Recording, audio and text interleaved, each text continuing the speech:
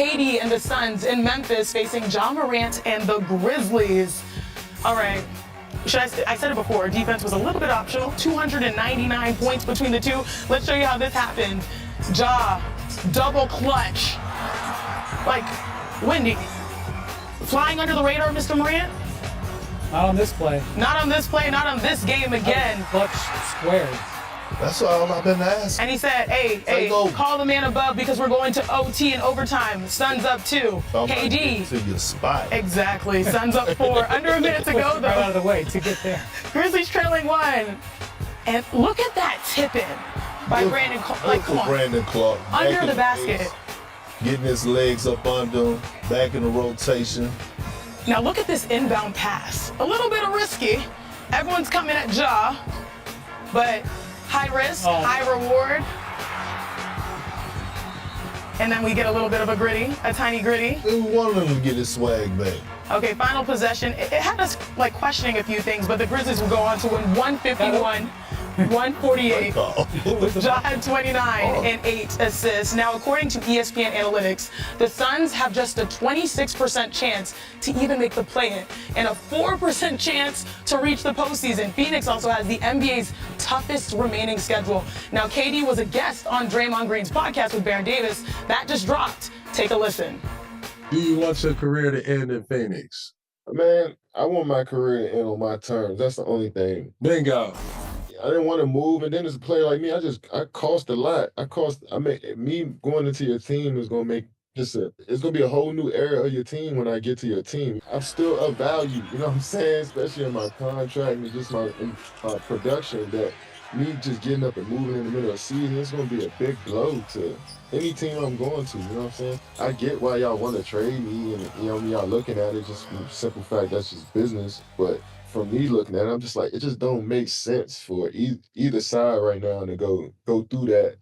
You know what I'm saying? When we just play the season out, and if that's the decision you want to make, in the off season, then you figure it out. So be it.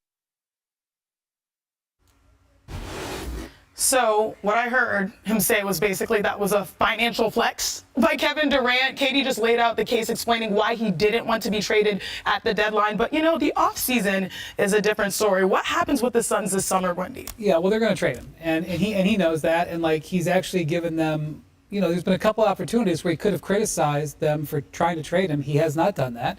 He has been very professional about this, and I expect that to continue throughout the rest of the regular season. He's going to try to win every game he's out there. And then in the offseason, he sort of gave himself a little ad there. He's like, whatever team gets me, I'm going to make a difference. I'm still in my prime. So I think he's handled this very appropriately. And look, I know that the Warriors wanted him. It didn't work out. He said, I don't want to be there. The Warriors are doing great too. They're doing just fine. KD is setting himself up for his last act. I think everybody's intentions are crystal clear here. They should be thanking the Philadelphia 76ers. Because if not, they would be the biggest disappointment in the NBA. Okay, get that out the way. I'm tired of talking about them. They trash. They have no leadership. And they're just riding it out for guys to go their separate ways, right? Like, just think about this whole little thing, right? You didn't want Frank Vogel there, and I'm not talking about KD, I'm talking about the organization. You bring in Mike Budenholzer, Devin Booker, Kevin Durant, they go and they play in the Olympics, they win a gold medal. You hear Devin Booker say, hey, I want to come back, I want to be a better leader. Do it look like you have this as a team full of vets that have any type of leadership? And I get it. Now you're to this point, you got to go ahead, like Wendy said, they're going to trade KD. Good for KD, good for the organization that's going to get KD, because as his number shows, he's still going to give you 27 a night, officially. Again, it's not the roster on why they're losing games. It's the leadership in that locker room on why they can't pull together, and especially when you look at late game situations like last night when you lose to the Memphis Grizzlies. Perk, you saying this, and it's really a profound statement. The highest level of basketball that you just about can ever see was in the Olympic final this summer. And two guys were on the court when the game mattered. Booker and Durant play for the Suns. So for those two guys to be so important, and then they come and they're 4 games under 500, I know there's been some injuries. Look, I would just say this. What's February 26th? February 26, 2024, the Detroit Pistons were 8-49. Okay? They are now in 6th place on an 8-game win streak or whatever.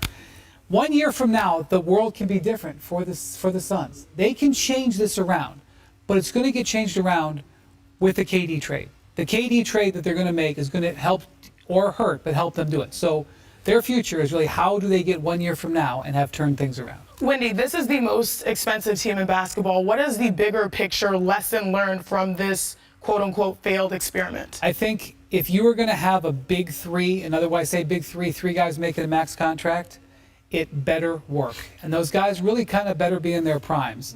If it doesn't work, it's going to crash and burn. And that's what this is a lesson in the modern era. Since you're talking about players in their primes, coming up on NBA.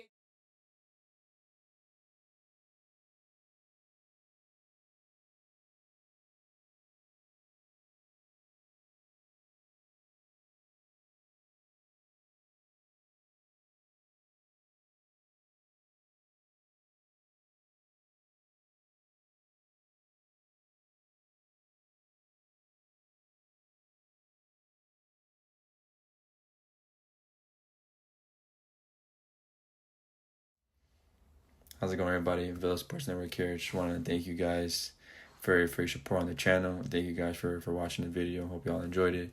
Also want to kind of remind you to don't forget to leave a like on the video, subscribe to the channel, and leave a comment on the video if you like as well. But regardless of the fact, thank you again for your support, and hope to see you on the next video.